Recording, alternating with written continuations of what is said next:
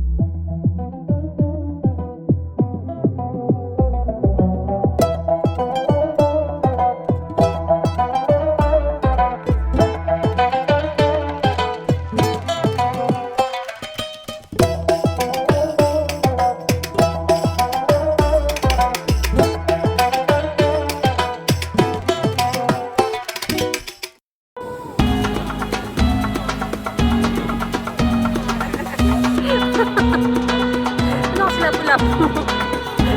Ito si mga saktan. Ang pangit ni Picture.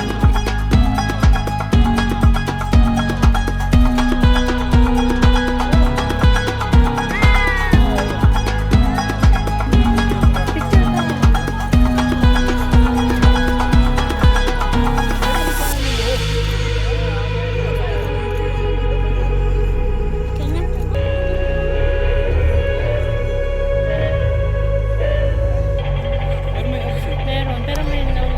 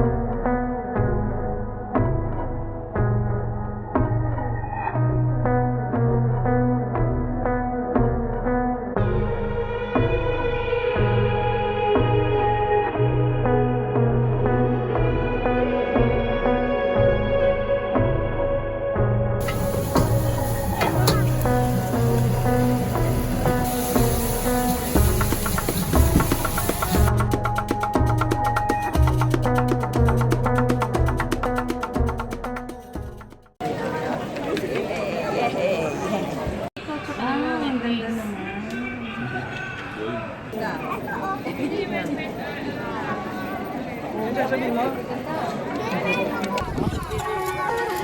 kapit, kapit. Kapit ha, kapit.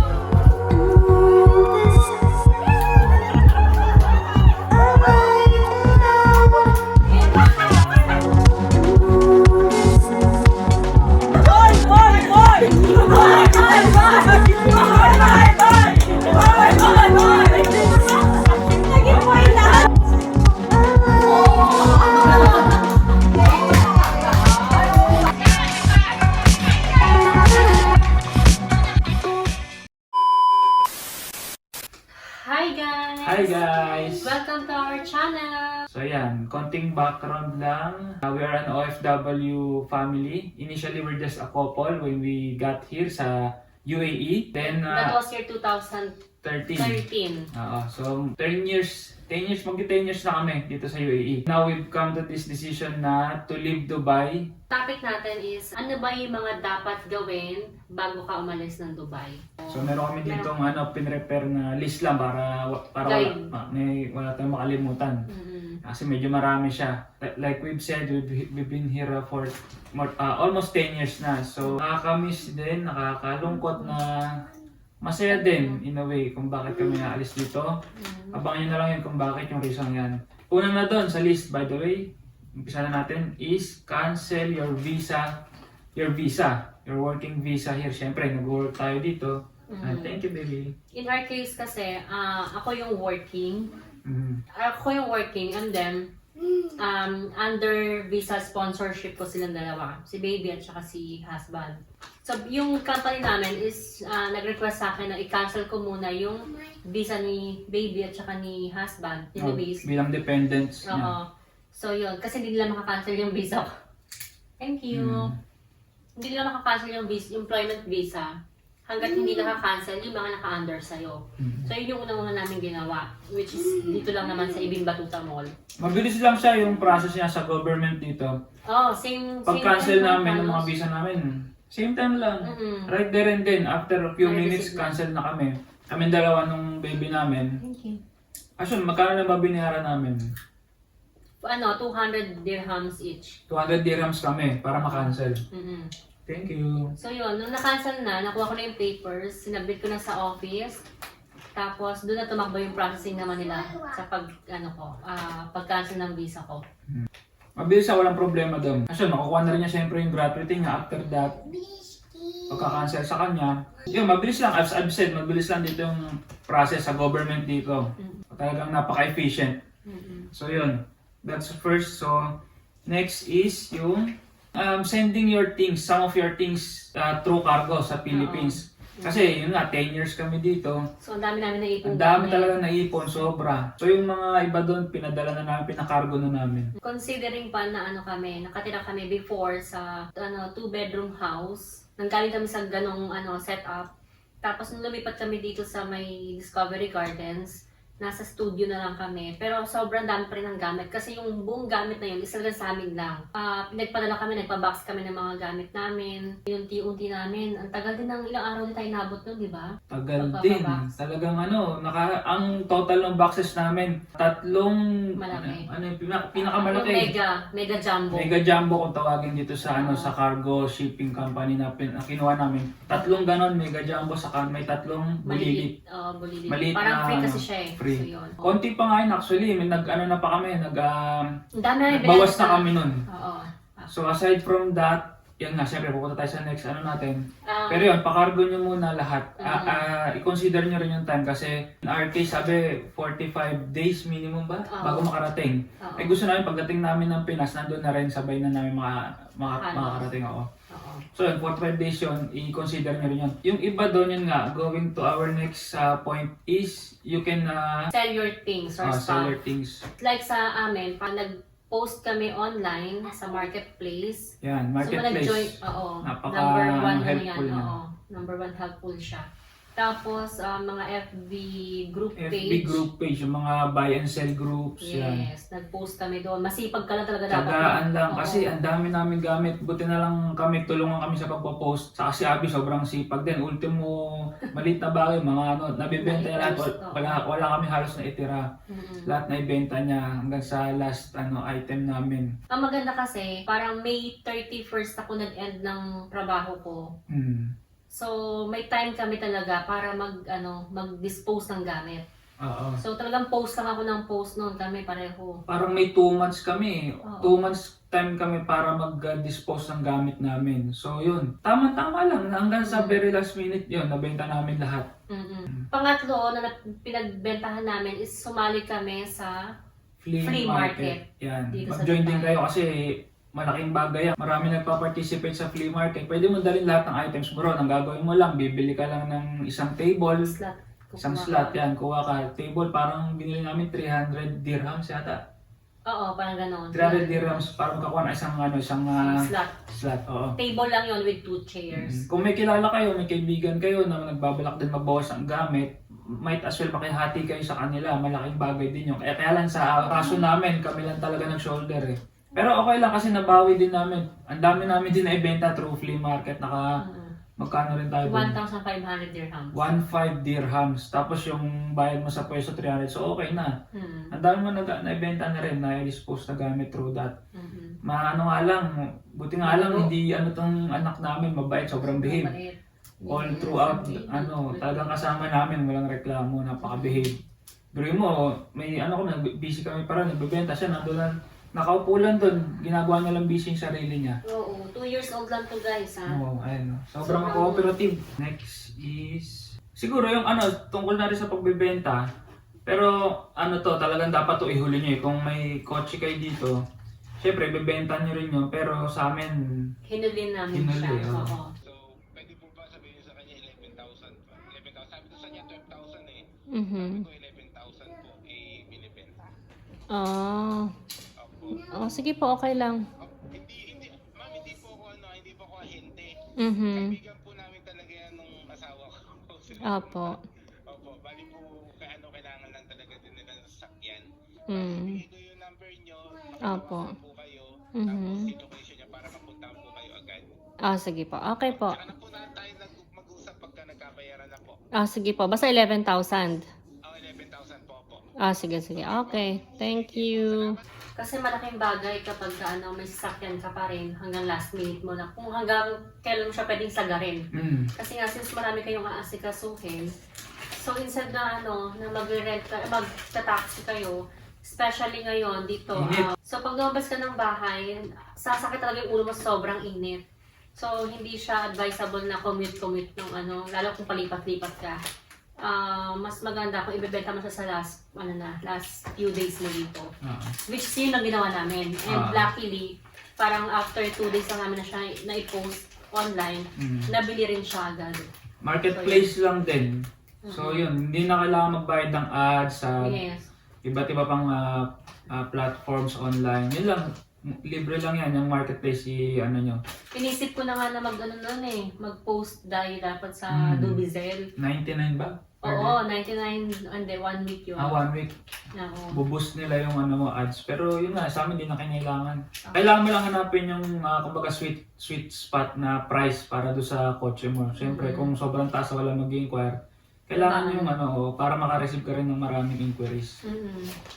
Ayun, 2 days lang naibenta agad namin. So ayun, marami na rin kami naasikaso bago namin naibenta yun.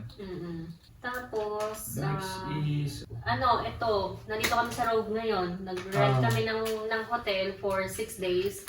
Kasi, pagka may sarili kang bahay nga dito na nirerentahan, kailangan meron kang enough time para magawa mo lahat ng mga pag-cancel o pag-terminate ng mga contracts. Kasi kunwari, for example, sa bahay namin, kailangan mo i-terminate muna yung contract mo with Utagas, tapos yung Aquacool yun yung mga parang AC namin, tapos Dewa, tsaka yung Do Internet. So kung kunwari, hindi kami nag-rent ng hotel, nandun na kami sa bahay, pwede pa rin naman.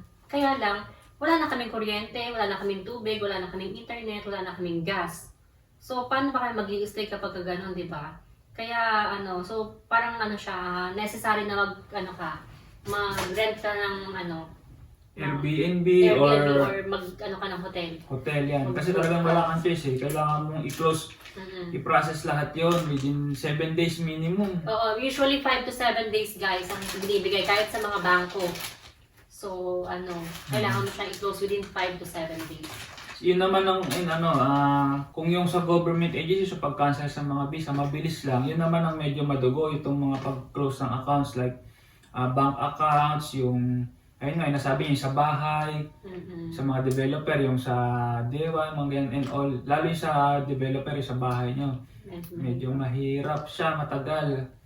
Kahit yung mga bank accounts, so make sure na ma-close nyo yan kasi you don't want any problems in the long run. Babalikan kayo yan eventually. Sa kayo naman ang tamang gawin. Siyempre, bago ka umalis ng bansa, i-close mo lahat yung responsibilities mo. Make sure wala kayong loan na maiiwan or credit card payments na maiiwan dito. At humingi kayo ng clearance certificate sa mga bangko para proof nyo na na-close nyo na yung account nyo with them. Kasi hindi nyo maalam, I've heard stories na kahit lang, wala naman silang utang or what, dahil lang sa hindi nila na-close, nag-pile up yung interest. So, niya. Ayan, only to find out yun nga, nagulat na sila, ang laki na ng dahil hindi nila kinlose. So kung may bala kayo, lalo kung may bala kayo bumalik ng UAE, kailangan nyo i-close talaga yan. Para hindi magka-problema. Oo. And syempre, enjoy Dubai na rin. Or kung saan man kayo, Dubai, sa UAE, enjoy Dubai. Syempre, last few days mo na, kumbaga. So enjoyin mo na, gusto mong puntahan mo na. Yung mga gusto mong kainan mo na. Yes, lalo mga pagkain dito. Kasi mamimiss mo talaga rin di ba? Para sa amin, di ba, kumbaga naging bahay namin to for 10 years. Yes. Tapos biglang maninibago ka ulit. So yun, i-enjoy mo na. Enjoy nyo talaga yung mga last few days dito. Puntahan nyo lahat, yan. Yun nga lang kasi summer talaga mainit, hindi ka rin basta-basta makalabas. Oo. Tapos ngayon pa, wala na rin tayong sasakyan nga, di ba? So mag-flashback na lang din tayo ng mga ibang mga pinuntahan namin before para at least may idea kayo kung ano yung mga pwedeng puntahan. Kung kunwari nasa vacation na kami, parang gano'n. Okay. Aside dun sa mga utilities, yan yung Dewa, internet, Dutagas, yan, mga ganyan. Meron kasi kami kinuha dito na savings insurance. June pa lang ngayon, mag-e-end yung bayad namin doon is ngayong year din, October. So parang 4 months na lang ang natitira. And naka-auto payment ako noon, naka-auto deduct siya sa credit card ko. Ngayon pinatanggal ko siya sa credit card ko. So syempre ngayon, kailangan ko na siya bayaran monthly. So ngayon nakipag-usap na ako sa kanila, sinabi ko na yung situation, ganyan. Tapos nagtanong ako kung paano ko siya pwedeng bayaran in this coming 4 months na wala na nga siyang auto debit. Pwede naman daw magbayad kahit nasa Pinas ako or ganyan. Credit card lang. May sisend lang silang link tapos within 12 hours dapat mabayaran mo na yon. So yun. So yun lang sasuggest namin. Kung may mga iba pa kayong mga insurance na kinuha dito, i-inform nyo na sila. Make sure lang na na alam nyo kung paano babayaran. Kasi syempre, maglo-close kayo ng mga accounts dito, di ba? Kung wala kayo pambayad. Paano yung ways or iba pang options? Tapos yung isa pa is, ito naman optional lang naman to. Kung siyempre since nandito na kayo sa UAE, sa Dubai, mura talaga yung ginto dito compared sa atin sa Pilipinas. Kung may extra budget kayo, bumili na rin kayo ng gold. Kasi, souvenir nyo. Souvenir rin, investment na rin, di ba? Kasi nga mura dito compared sa atin. Pwede mo siyang maisangla or maibenta pag gawin mo sa Pilipinas. Yan. Kaya lang ngayon as of this video, as of filming, medyo mataas yung gold ngayon. Actually, nag-chat kami Kasi plano sana namin, kukuha kami ng gold pendant lang. Pendant kasi meron naman kaming mga necklace So gusto sana namin, as souvenir dito sa UAE, magpapagawa kami ng pendant na pangalan namin in Arabic. So yun, nagpunta kami. Ang sabi nila sa amin dito is, dapat 15 days pala prior ng flight mo, makapagpagawa ka na. Kasi ganun pala katagal yun. Since Kasi customized. sasadyain siya, customized. So yun, kaya ganun katagal. In our case, wala na kaming time Parang nagpunta tayo doon, parang 8 days na lang yata, 8 days na lang bago yung flight namin. So, kapos na talaga sa oras. Hindi namin na-anticipate yun. Plus yun pa, isa pa nga, mataas ang ngayon, ang gold rate. So, parang hindi na namin talaga kayang habulin din yung yung araw nga. Pero maganda sana ng souvenir yun sa mga aalis na. Kasi yung Arabic yung pangalan mo di ba? Yung Arabic. Saka yun pa pala Tsaka hindi siya hindi siya mag-depreciate yung value ba? Kumbaga, pera pa rin yun di ba? So magandang souvenir talaga kung gold. Kung mawalan ka man ng pera in the future, at least masasanla mo. Hindi siya nawala. Saka tip na lang din sa mga, magbabalak kung magpagawa ng ganun. Pumunta kayo ron, magdala na kayo ng yung, kumbaga yung nakasulat na yung pangalan nyo in Arabic kasi hindi sila gumagawa ng ganun Kailangan magaling sa inyo, may dala na kayong... May design ka na. Iba-iba pa naman minsan dito yung yung interpretation ng mga Arabic din mismo. So punta na kayo ng mga yung mga tawag yung mga Translation center. center. Yan, may mga gumagawa talaga yan. Hindi kami kala namin all in one place na Lahat sila gagawa naman. So yun lang, tip lang para sa mga may gustong gumawa nun. Yes. Kasi yun, syempre, meet up with your colleagues, mga nakasama nyo dito. In our case, yung mga naging katrabaho namin, friends namin dito sa Dubai.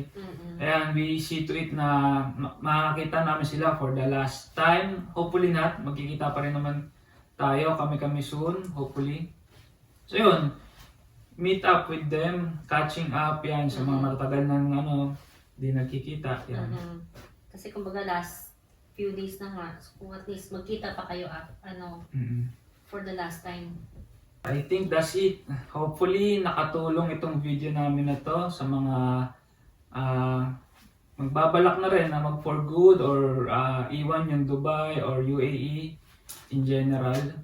Yan lang yung mga some of the things na na-encounter namin. Yan. So sana nga makatulong sa inyo. Yes. Thank Gigala you. muna kami.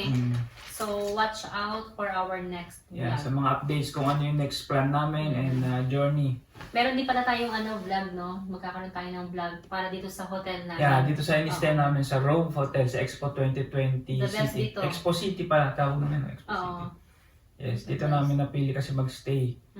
For 6 days. So another vlog for that. Yes, abangan nyo yun guys. Salamat. Thank you so much, guys. Thank you. Say thank you. Say thank you. Bye-bye. Mwah. Love you. Mwah.